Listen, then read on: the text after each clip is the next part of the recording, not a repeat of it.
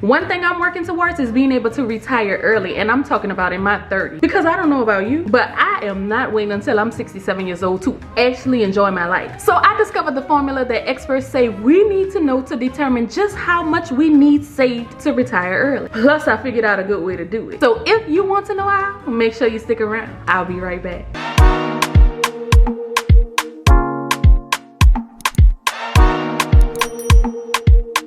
What's up, guys? This is Monique and welcome back to the channel. I am back with the news that you can use, but first, if you are new here, hello, bonjour, hola, konnichiwa, shalom. Thanks so much for stopping by, but don't just be a stranger. Go ahead, hit that subscribe button and join the family, because here we go everywhere in life together and all we do is win. And also, I know a lot of you like free things, so I have something that you can do that's absolutely free, and that's to hit that like button to help this video get out to more people so we can all retire early. All right, jumping right into this. When it comes to retiring early, each of us will have a different path. There's different things that every one of us will have to do. So one of the first things we really need to determine is how much we need to have saved in order to tell that job bye-bye. But before we even get that number, we need to figure out what type of lifestyle we want to live when we retire. And there's this movement called the FIRE movement, and FIRE stands for Financially Independent, Retire Early. And this movement is basically comprised of a group of people that are aiming to save enough money so that they can become financially free and never have to depend on a job again. And in this group, they've determined about 5 different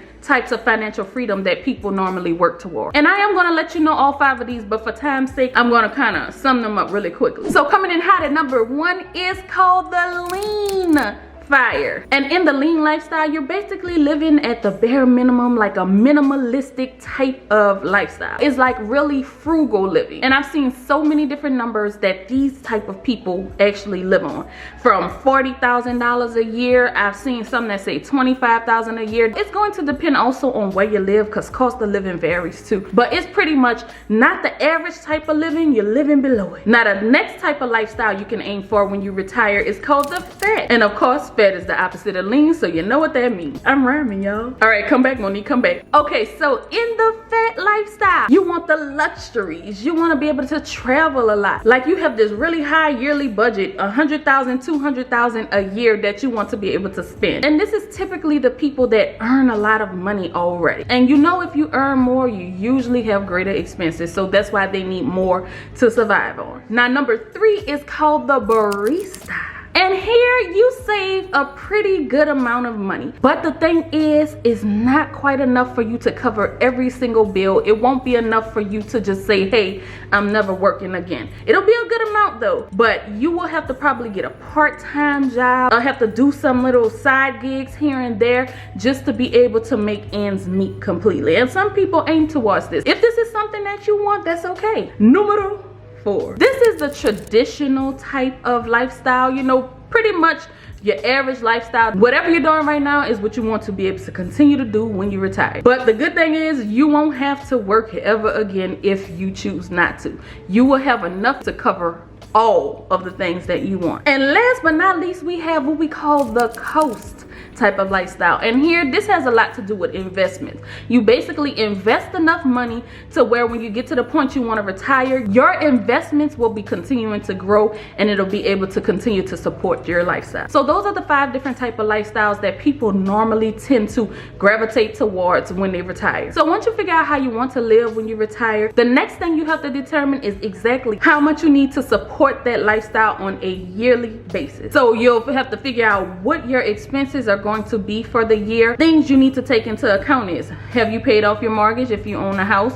Do you still have debt? Like, you need to make sure you're calculating all these things in your yearly budget. And also, if you decide you want to be able to travel several times a year, you definitely need to make sure you include that in the budget. And if you're planning on moving to another state to retire, a lot of people like to go to Florida or different areas. You have to look at their cost of living and compare it to yours just to make sure you're calculating the right figure. So after you've done all of that calculating and you've gotten that beautiful number that you need to survive every year. In order to retire, what you're going to have to do is take that number and multiply it by 25. So if you say, hey, I want to be able to live off of $50,000 a year, that's going to be $1,250,000. If you decide I need $75,000, that's going to be $1,875,000. If you decide I only need $25,000 a year to be able to live comfortable because I paid off my mortgage, I have no debt, so I don't need that much, then that would be $625,000 that you need before you could go ahead on and tell your boss you quit. If you take the amount of money that you need to survive every year and multiply that by 25, then when you get into retirement, you should be able to withdraw 4%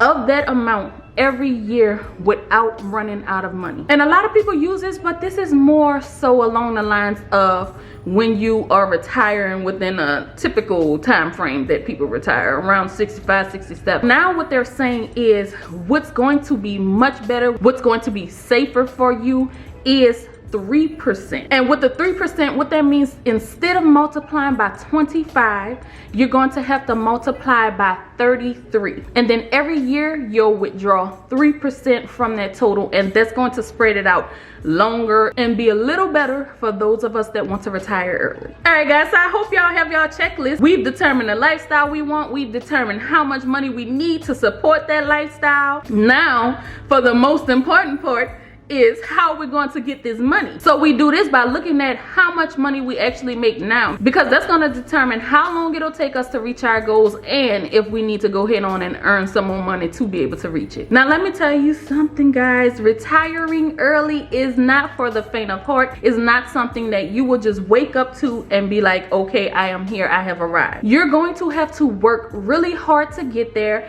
and you're going to have to save a lot of money to do it. And that's the next thing you'll have to do once you look at, okay, this is how much money I'm bringing in.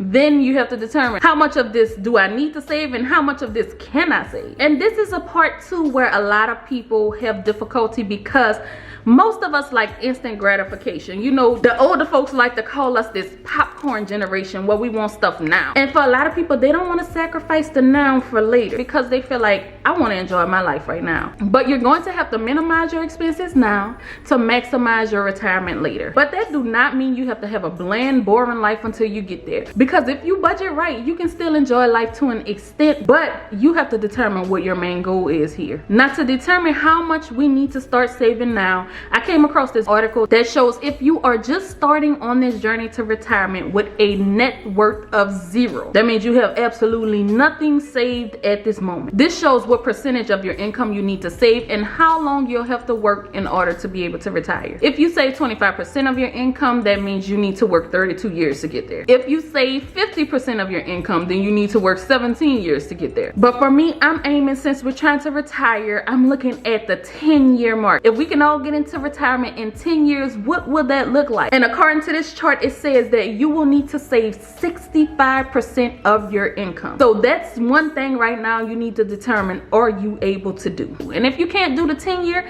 then add on 5 years, which means if you want to retire in about 15 years, you'll have to save 55% of your income. If you can't do 15, try 20. But I always like you guys to see what this look like so that you could see the reality of everything that we're talking about. So let's say you make about $80,000 a year. That means if you are trying to retire in 10 years, you'll have to save $52,000 a year, and you'll only be able to live off about $28,000 a year. With rent and a cost of living in general, this is not realistic for a lot of people to be able to retire early. Unless you're living in a 2-income household and then you're taking one person's income and saving that and living off the other. But for those that are not living that way, this can be really tough. So to be honest with you, a lot of people that are working just a typical 9-to-5 job will not be able to retire in 10 years unless you go out to the store, buy a tent, and live in someone's backyard. But the best thing for you to do is to bring in some more income. And honestly, today that is getting easier. I won't say easier though,